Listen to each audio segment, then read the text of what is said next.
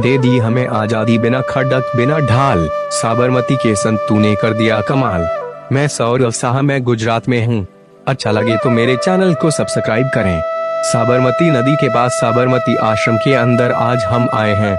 यह आश्रम सिर्फ गुजरात में ही नहीं बल्कि पूरे भारत और दुनिया में मशहूर है।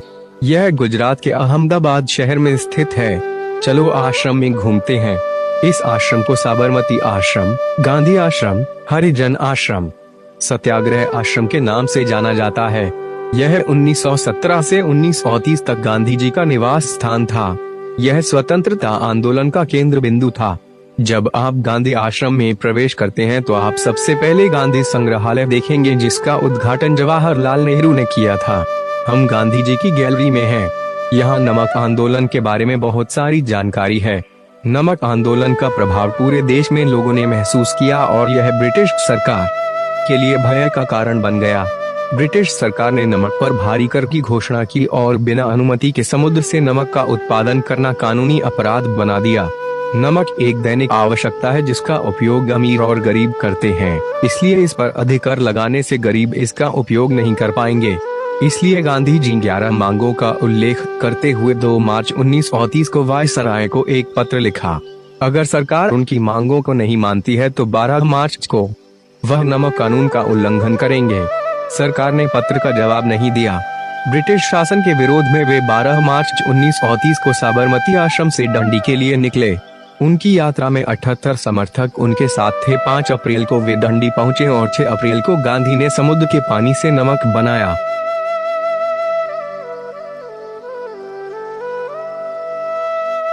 नमक आंदोलन का समय मूर्ति द्वारा दिखाया गया है, जहां गांधी जी अपने समर्थकों के साथ नमक कानून का उल्लंघन कर रहे हैं।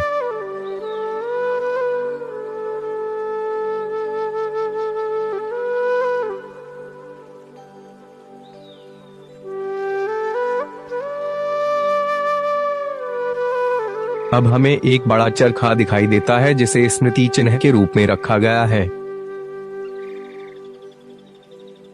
अब हम चित्र संग्रहशाला में हैं, जिसे कई प्रकार के तेल चित्रों के माध्यम से दिखाया गया है, जहां गांधी जी अपने साथियों के साथ कहीं भाषण देते या चरखा चलते आंदोलन में हिस्सा लेते नजर आते हैं।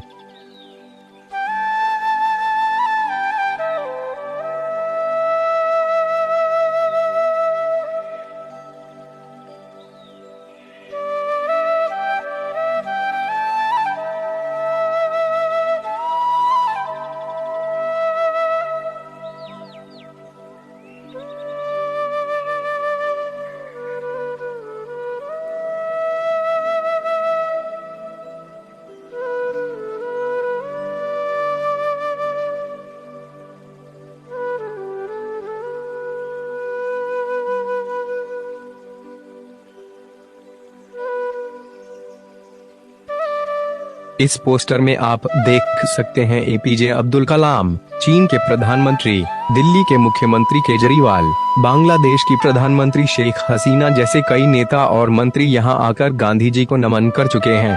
हर तस्वीर में नरेंद्र मोदी चमक रहे हैं। कई लेखकों और वैज्ञानिकों ने गांधी जी के नाम पर बात की है और उन्हें इस दीवार पर प्रदर्शित किया गया है। सबसे पहले नोबेल पुरस्कार विजेता रविंद्रनाथ टैगोर ने गांधी जी से कहा कि उनका जीवन सादगी बच्चों जैसा है, सत्य के प्रति उनका समर्पण अडिग है, मनुष्य के प्रति उनका प्रेम सकारात्मक और आक्रामक है। उसके पास वह है जो मसीह आत्मा के रूप में जाना जाता है। एल्बर्ट आइंस्टीन ने भी गांधी जी के अहिंसा आंदोलन का समर्थन किया था। गांधी जी की कई तस्वीरें और मूर्तियां हैं जो अलग अलग इतिहास के साक्षी हैं।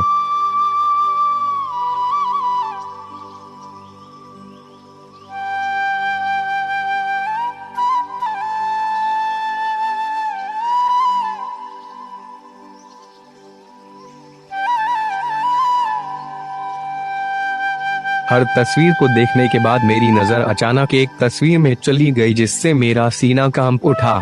गांधी जी के साथ नेताजी सुभाष चंद्र बोस की एक बहुत ही खूबसूरत तस्वीर जो एक बैठक के दौरान ली गई थी। साथ ही एक अन्य फोटो में रविंद्रनाथ टैगोर के साथ गांधी जी की एक खूबसूरत तस्वीर है।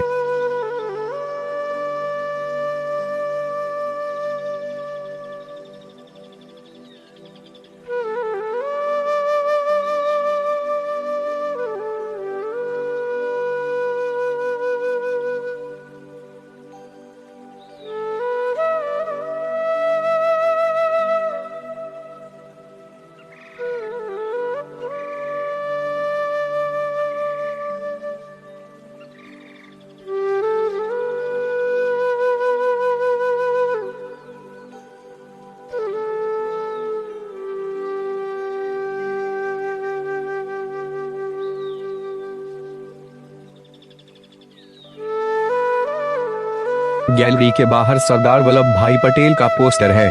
सरदार वल्लभ भाई पटेल स्वतंत्र भारत के पहले गृह मंत्री और उप प्रधानमंत्री थे। अगर वह उप प्रधानमंत्री न होते हुए पहले प्रधानमंत्री होते तो कश्मीर भारत का हिस्सा होता। उन्होंने भारत के साथ 500 से अधिक रियासत को एकजुट किया।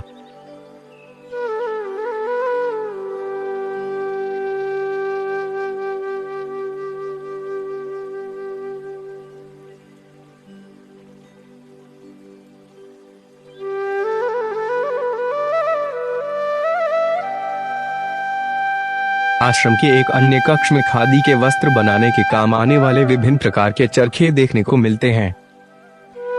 यह मैं हूँ, मैं पहिया घुमा रहा हूँ।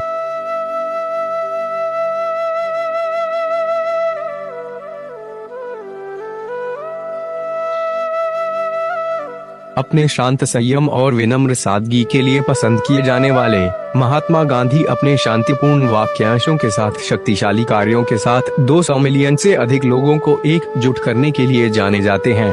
भले ही 1948 में उनकी हत्या कर दी गई थी, लेकिन लोग आज भी उन्हें शांति के प्रतीक के रूप में देखते हैं। महात्मा गांधी ब्रिटिश उपनिवेशवादियों से भारत की स्वतंत्रता के संबंध में अपने शांतिपूर्ण विरोध प्रदर्शनों के माध्यम से प्रसिद्ध हुए। अपने अहिंसक दर्शन के लिए दुनिया भर में सम्मानित गांधी ने कुछ शांतिपूर्ण कृत्यों का बीड़ा उठाया, जो नागरिक अधिकार कार्यकर्ता आज भी मार्च और विवादास्पद जैसे भूख हड़ताल जैसे उपयोग करते हैं। यह मेरे दोस्त संजीव बारिक हैं। उन्होंने गांधी जी की विचारधारा का पालन किया। अहिंसक और बहुत अच्छा लड़का मेरे बड़े भाई।